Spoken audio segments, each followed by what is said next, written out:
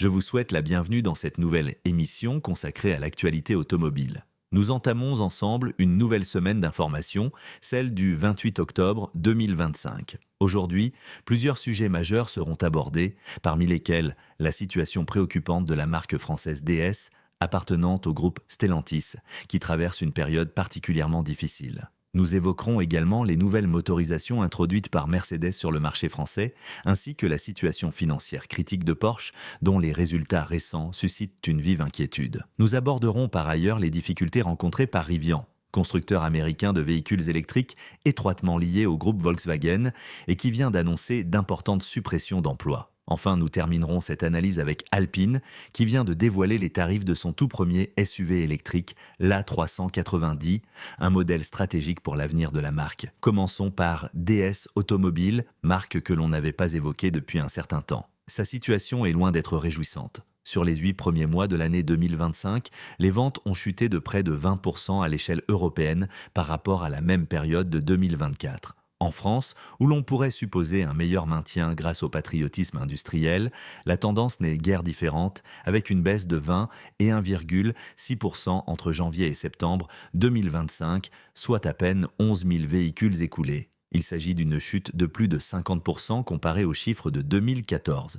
Depuis plusieurs mois, la rumeur d'un désengagement progressif de Stellantis à l'égard de DS circulait avec insistance, le groupe cherchant à se séparer de ses marques jugées insuffisamment rentables. Malgré les discours rassurants de la direction, le nouveau PDG de Stellantis vient d'annoncer un recul significatif des investissements alloués à DS, incluant l'annulation pure et simple des futurs modèles DS 3 et DS 4, qui constituaient pourtant les piliers historiques de la gamme. Cette décision traduit un désintérêt manifeste du groupe pour la marque, d'autant plus que la justification avancée repose sur des motifs financiers et un repositionnement stratégique. Stellantis investit actuellement près de 13 milliards d'euros pour renforcer ses marques américaines au détriment évident de ses divisions européennes. En parallèle, il procède à un tri sévère de ses projets, supprimant ceux jugés insuffisamment rentables, parmi lesquels les DS 3 et DS 4. Le groupe souhaite désormais concentrer DS sur le segment haut de gamme, en abandonnant les petits formats du segment B au profit des véhicules plus imposants du segment C plus aidé, plus coûteux mais censés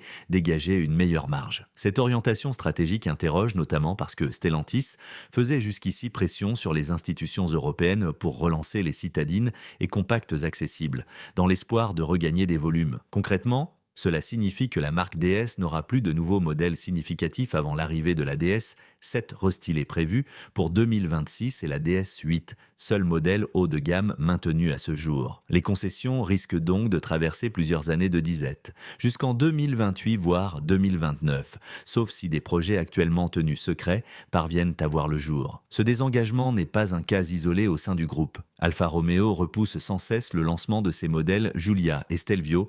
Maserati ne dispose plus de projets clairement identifiés après l'abandon de la MC20 électrique et Lancia demeure en quasi-sommeil. L'impression générale est celle d'un recentrage brutal sur quelques marques phares au détriment des autres. Passons à Mercedes, qui enrichit sa gamme française avec de nouvelles motorisations, notamment sur le Classe G. Une version G450D fait son apparition, un 6 cylindres en ligne turbo-diesel de 3 litres, développant 367 chevaux, assorti d'une micro-hybridation légère. Ce modèle devient l'entrée de gamme du célèbre tout-terrain, à un tarif de 161 000 euros. Cependant, malgré l'hybridation, les émissions atteignent 235 grammes par kilomètre, entraînant un malus écologique de près de 80 000 euros en 2026, soit un coût total proche de 240 000 euros. Un positionnement paradoxal, car à ce niveau de prix, la clientèle visée pourrait davantage se tourner vers le G63 AMG Essence, bien plus prestigieux. Cette stratégie illustre la difficulté pour les constructeurs premium de concilier offre diesel, réglementation et rentabilité. Chez Porsche, la situation financière et stratégique revêt désormais un caractère véritablement alarmant, voire historique, pour une marque aussi emblématique. Longtemps perçue comme un modèle de réussite économique et technologique dans l'industrie automobile mondiale, Porsche symbolisait l'excellence allemande.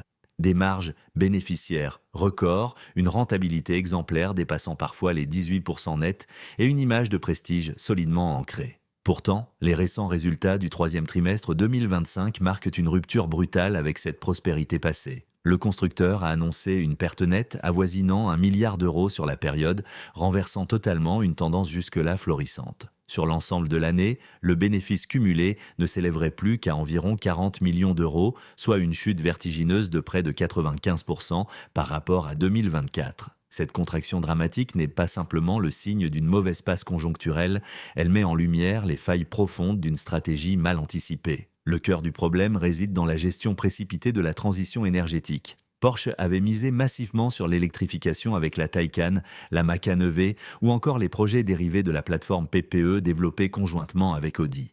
Or, malgré des investissements colossaux, ces modèles n'ont pas rencontré le succès escompté. Les ventes de Taycan, notamment, se sont effondrées de plus de 60% en Europe et de près de 70% aux États-Unis sur un an en raison d'une demande en recul, d'une autonomie jugée décevante et de problèmes logiciels récurrents hérités du groupe Volkswagen. Face à cet échec commercial, la direction de Porsche a dû, dans l'urgence, réinjecter plusieurs centaines de millions d'euros dans la recherche et le redéveloppement de moteurs thermiques, afin de sauver l'identité sportive et mécanique de la marque. Cette reconversion express est d'autant plus coûteuse qu'elle nécessite de reconfigurer des plateformes initialement pensées pour des batteries lourdes, tout en repensant l'ensemble de la chaîne logistique, des fournisseurs jusqu'aux usines. Les analystes financiers parle désormais d'un retour en arrière stratégique, traduisant la difficulté de Porsche à concilier innovation électrique et préservation de son ADN mécanique. Le constructeur est pris dans un dilemme. D'un côté, les régulations européennes imposent une électrification rapide. De l'autre, sa clientèle traditionnelle demeure profondément attachée à la noblesse des moteurs thermiques. Ce tiraillement se double de la crise structurelle du groupe Volkswagen, dont les divisions logicielles, notamment Cariad, ont englouti des milliards d'euros sans résultat tangible. En somme, la débâcle de Porsche illustre la fragilité d'un modèle économique basé sur une transformation précipitée et mal orchestrée. Rivian, partenaire de Volkswagen sur la partie logicielle, subit également de plein fouet les effets de cette crise globale de confiance dans la voiture électrique. L'entreprise américaine, autrefois perçue comme la rivale directe de Tesla dans le segment des pick-up et SUV électriques haut de gamme, traverse à son tour une zone de turbulence. Elle a récemment annoncé la suppression de 600 postes, soit près de 4% de ses effectifs mondiaux, à peine quelques semaines après un premier plan social de 200 licenciements. Ces coupes massives traduisent un état d'urgence économique. Rivian a enregistré une perte d'1,1 milliard de dollars sur le deuxième trimestre 2025, un chiffre vertigineux pour une marque encore jeune et fortement dépendante des capitaux extérieurs. Les causes de cette situation sont multiples. D'une part, la marque souffre d'un positionnement flou, ses véhicules, tels que le R1T et le R1S, sont trop onéreux pour le grand public, tout en manquant de notoriété et de volume pour concurrencer les géants établis. D'autre part, la fin des crédits d'impôts fédéraux aux États-Unis pour les voitures électriques étrangères ou non produites localement a durement affecté la demande. Le marché américain, auparavant favorable à l'électrification, devient désormais l'un des plus hostiles en raison de la flambée des taux d'intérêt et de la baisse de confiance des consommateurs. Rivian tente de sauver sa structure financière en concentrant tous ses efforts sur le modèle R2, un SUV plus compact censé élargir sa clientèle. Mais ce pari est risqué. Sans succès commercial rapide, la marque pourrait purement et simplement disparaître dans les 2 prochaines années. Enfin, sur le plan européen, Alpine tente d'écrire un nouveau chapitre de son histoire avec le lancement officiel de son premier SUV 100% électrique, l'A390. Ce modèle marque un tournant stratégique pour la filiale sportive de Renault, historiquement associée à la légèreté, à la performance et à l'émotion de conduite. Avec ce SUV, Alpine vise une clientèle plus large, espérant transformer sa notoriété sportive en levier de croissance. La version GT, affichée à 67 500 €, offre 400 chevaux et 550 km d'autonomie, tandis que la version GTS, à 78 000 €, pousse la puissance à 470 chevaux. Si les chiffres techniques sont honorables, ils peinent toutefois à masquer le dilemme d'image que traverse la marque. Comment séduire les puristes de la berlinette tout en entrant sur un marché saturé de SUV premium ? Les comparaisons sont implacables. Un BMW iX3, concurrent direct, propose une autonomie supérieure de 250 km pour un tarif inférieur, tout en bénéficiant d'un réseau de distribution mondiale et d'une image premium solidement établie. Du côté des SUV français, le Peugeot E3 1008 offre, pour un prix nettement plus abordable, une autonomie de 700 km, un argument difficile à ignorer. Mais le véritable revers stratégique réside dans l'impossibilité pour Alpine d'exploiter le marché américain, initialement visé comme principal débouché. Les nouvelles politiques protectionnistes des États-Unis imposent de lourdes taxes sur les véhicules électriques importés d'Europe, rendant toute commercialisation non compétitive. Résultat, le projet A390, censé incarner la renaissance d'Alpine à l'international, risque de se heurter à un mur économique avant même son lancement mondial. L'ensemble de ces événements témoigne d'une réalité inquiétante pour le secteur automobile européen.